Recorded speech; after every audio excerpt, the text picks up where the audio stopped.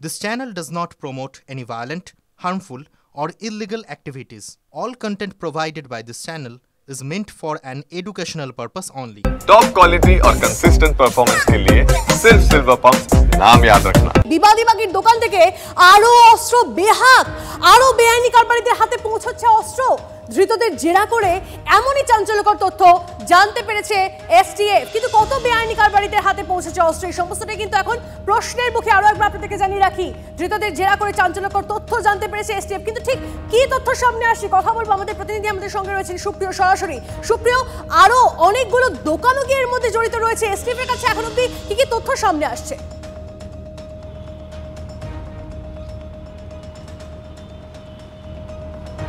দেখো, আরও অনেক লাইসেন্সপ্রাপ্ত দোকান বা সেখানকার যারা অসাধু কর্মীরা রয়েছেন তাদের একটা ইনভলভমেন্ট থাকার সম্ভাবনা আছে, এমনটা যেমন তদন্তকারীরা মনে করছেন। তার পাশাপাশি এই যে কার্তুজ কাণ্ড সামনে আসার পর যে 6 জন এখনও পর্যন্ত গ্রেপ্তার হয়েছে, যাদের মধ্যে 2 জন এই যে আমার পেছনে দোকান, এই যে লাইসেন্সপ্রাপ্ত দোকানেরই কিন্তু কর্মী, এবং তাদের দীর্ঘ প্রায় 3 থেকে 4 বছর ধরে এ ধরনের কাজের সঙ্গে তারা যুক্ত ছিলেন, বা এই ধরনের যারা বেআইনি অস্ত্র কারবারি বা মিডলম্যান যারা রয়েছেন তাদের সঙ্গে এদের যোগসূত্র ছিল, এমনটাই কিন্তু তদন্তকারীরা ইঙ্গিত পেয়েছেন। আর সেখান থেকেই তদন্তকারীরা যেটা অনুমান করছেন বা এখনও পর্যন্ত জিজ্ঞাসাবাদে তাদের কাছে যে তথ্য এসে পৌঁছেছে বলে আমরা এসটিএফ সূত্রে জানতে পারছি, যে কার্তুজ এবং বন্দুক এখনও পর্যন্ত তদন্তকারীরা বাজেয়াপ্ত করছেন এটাই কিন্তু প্রথম নয়।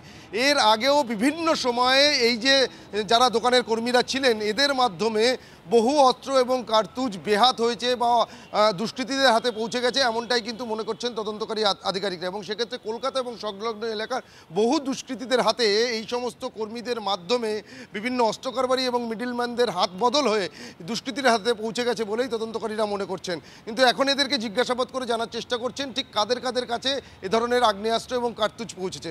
এবং তার পাশাপাশি তোমাকে আরও একটা বিষয় জানাবো যে ইতিমধ্যেই আমরা যেটা জানতে পারছি, কারণ এই লাইসেন্সপ্রাপ্ত দোকান থেকে আগ্নেয়াস্ত্র কার্তুজ বেহাত হয়ে যাওয়ার তথ্য সামনে আসার পরেই বা ধরপকড় শুরু হওয়ার পরেই কলকাতা পুলিশের ভূমিকা নিয়ে কিন্তু একটা প্রশ্ন উঠতে শুরু করেছে।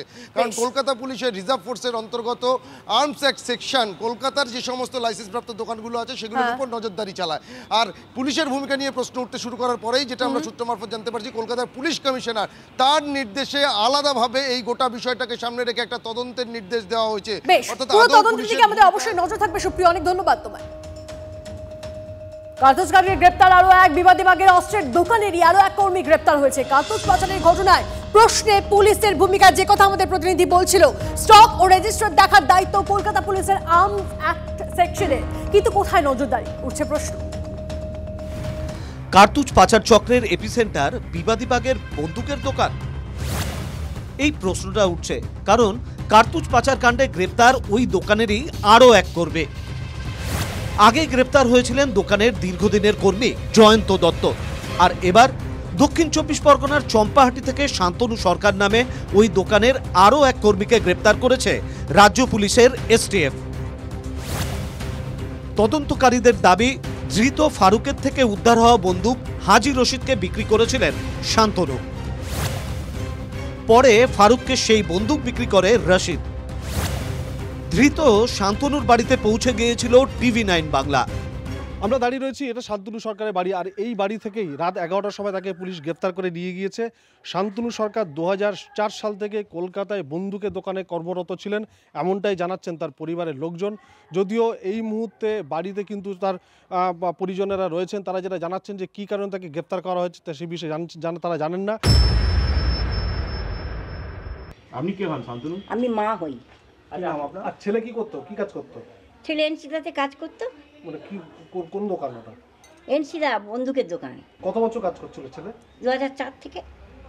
এর আগে কি কখনো পুলিশ ধরেছিল? না না না না, কোনো দিন এরম কেস হয়নি। সূত্রের খবর, বিবাদীবাগের অস্ত্রের দোকানের স্টকে বিস্তর গড়বেন। এসটিএফ এর দাবি, দোকানের স্টক রেজিস্টারের দায়িত্বে ছিলেন শান্তনু। এই পরিস্থিতিতে কার্তুজ কাণ্ডে প্রশ্নের মুখে পড়েছে পুলিশের ভূমিকা।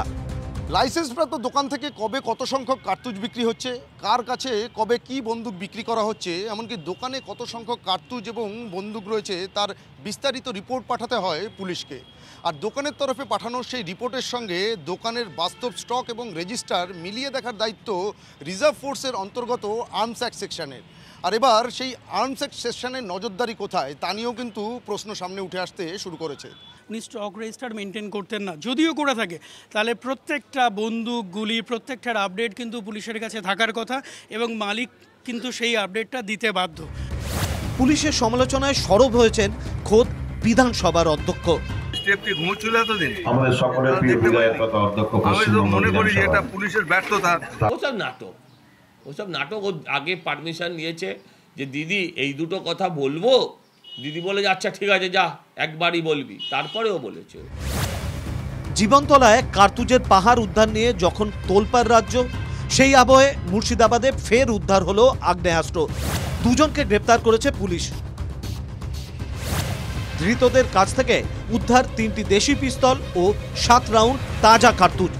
আইন শৃঙ্খলার দায়িত্ব রাজ্যের বিষয়, রাজ্য এ ব্যাপারে সঠিক আইন শৃঙ্খলা দেখতে পাচ্ছে না এবং তার পরিণতিতে এই ঘটনা ঘটছে এবং তার প্রমাণ আমরা হাতে নাতে পেলাম। শাসক দলের কর্মী হওয়ার কারণেই তো পুলিশের কাছে ছাড় পায়।